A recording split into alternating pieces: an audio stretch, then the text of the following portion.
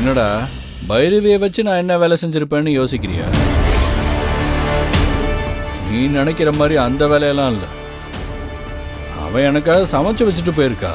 அதைத்தான் சொன்னேன். சும்மா சொல்லக்கூடாதுடா. மட்டன் கிரேவி சூப்பரா செஞ்சிருக்கா. புரியா? சேர்த்து சாப்பிடலாம். ஏய், உன்னை அடிக்க கூடாதுன்னு பைரவி சொல்லியிருக்கான். அதனால தான்டா பொறுமையா இருக்கேன். இல்ல இங்க நடக்கிறதே வேற. இல்லைன்னா என்னடா என்ன செஞ்சிருவ நீ? நான் நினைச்சேன்னா என் வீட்டுக்குள்ள பூந்து என்னை கொலை பண்ண வந்தேன்னு சொல்லி உன்னை இப்பவே அரெஸ்ட் பண்ணி தூக்கிட்டு போய் லாக்அப்ல வச்சு லாடம் கட்ட முடியும்.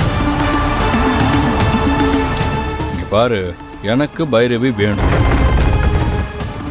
ஒழுங்கு மரியாதையா அவளை டிவோர்ஸ் பண்ணிடு.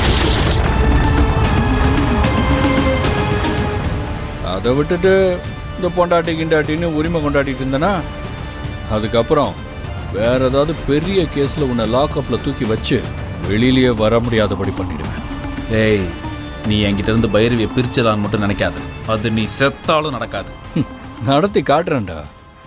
அதுக்கு நீ தடங்கலா இருந்தா உன்னை சாவடிக்க கூட நான் தயங்க மாட்டேன். ஏய், அதையும் பார்க்கலாம்டா.